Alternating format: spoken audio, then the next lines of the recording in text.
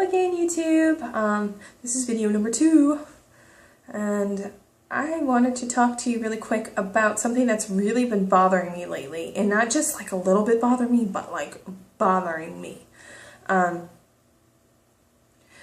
Anybody going through this process, I mean, you know that the first thing you want to do when you start thinking about this, and it actually is like sticking in your brain, you know, besides it, yeah, okay, versus, okay, is you want to talk to people about it. And I don't know what is wrong with people. I mean, maybe it's because, you know, they're not in that emotional place where we're at. I mean, let's face it, if you're looking at surgery to treat obesity and to help you get through it and to help you make changes, I mean, you've pretty much thought about it. I mean, it's not just, oh, you know, what am I doing tonight? I think I'm going to, you know, order a pizza, watch a movie, and by the way, I think I'm going to decide to have surgery tonight. I mean, it's not something rational people do. Most people think about it. Most people do some research. Most people are not just, where do I sign up? And those people who are, like, where do I sign up? Yeah, wonderful. I don't know anybody who does that, and, you know, more power to them, but most of us think it through. Most of us don't just jump into something of this caliber because we're bored. And frankly, I find it insulting the way that people treat us, like, you know, we're failures, or we're stupid, or, you know, we're just lazy. Let me tell you some of the comments I've heard from others when I say something along the lines of bariatric surgery. Number 1, you're cheating. Number 2, why don't you just diet and exercise like everybody else?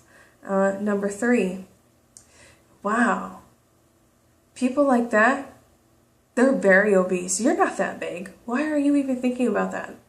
What are some of the other ones? Oh, you'll put it all right back on. Some of my other favorites. Everybody I know who's ever had any kind of surgery like that, they've put all the weight back on and they're worse. So you're not going to succeed. Like, really?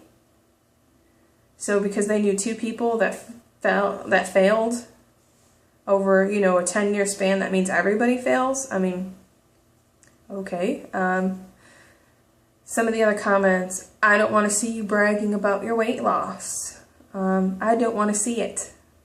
Don't you dare brag for your fake weight loss.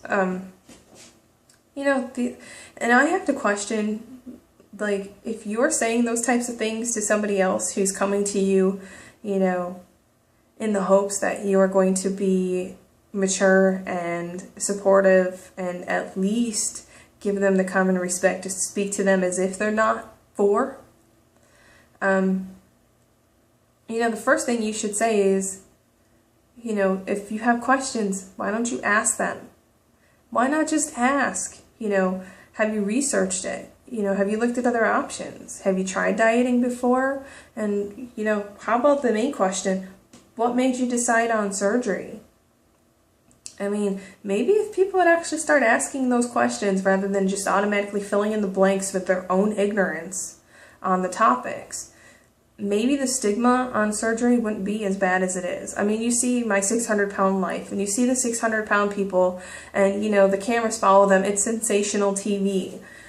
Chances are you know somebody who has had gastric sleeve or gastric bypass or, you know, the duodenal switch. Chances are you know them and they've never told you.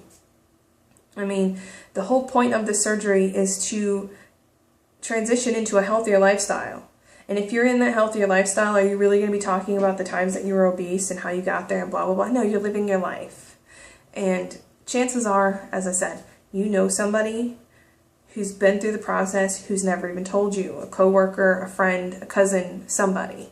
And if you do know somebody who's gone through the process and failed, that is very sad. And, you know, I feel bad. But that does not mean that every single person who goes through the process is going to fail. I get a lot of people say, well, I'm a nurse and I see people in the hospital all the time who have complications. Yes, people have complications. Your gallbladder, most likely, at some point is going to have some issues. You can't lose over 100 pounds in every system in your body like, great, you know. Things happen. Not every surgery comes without complications. Do you see people in the hospital who've had babies and had complications because of their deliveries? Should we no longer have children? I mean, I get heated about this topic because just because you see certain people have individual issues with anything does not mean that that applies to everybody. You know, people die all the time from regular surgeries like tonsillectomies and, you know, appendectomies, and, you know, people have boob jobs all the time, and people get, you know, facelifts and their nose jobs. But, you know, you talk about weight loss surgery and all of a sudden there's a stigma. And that stigma is so disrespectful to every single person going through this, because not all of us are alike. Not everybody's journey is the same. Not everybody's body is the same. And not everybody's mentality when they enter into this process is so full of fluff and, you know, stupidity that we're going to enter into a massive surgery of this caliber, change our entire lives. The way we eat, the way we drink, what we can eat, what we can drink. We're not going to enter into this process just, I'm bored, let me go do this. I mean, and we take into account that there's complications. But let me throw a figure at you. Having gastric sleeve or bypass and losing the weight increases your chance of dying of natural causes by 85%. Small percent of the chance that I might have a complication that could cause me some time in the hospital. Very, very small chance that I might die. There's a chance I might die getting in my car and driving to my surgery. There's a chance that, you know, I could fall down the stairs on my way out the door. I mean, there's chances in life. Small chance I'm going to have a side effect that is not anticipated by the surgery, or an unpleasant side effect. 85% chance that I'm going to live longer, healthier, and happier if I have the surgery.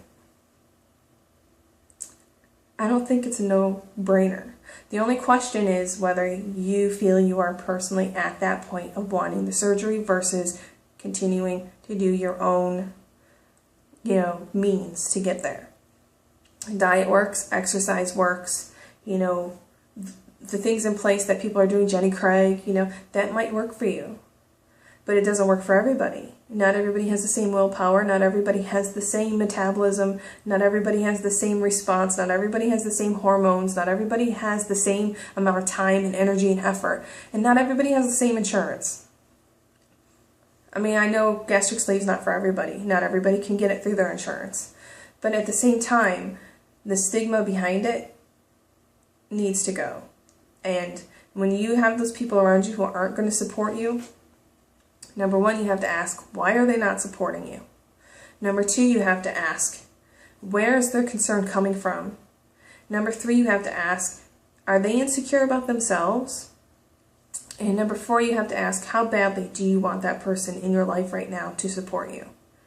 And if you find that that person's approval is your make or break, whether you have the surgery or not, then you're not ready for the surgery. And, you know, I'm gonna make another video and talk about that. But stigmas, can't stand them. Bye, YouTube.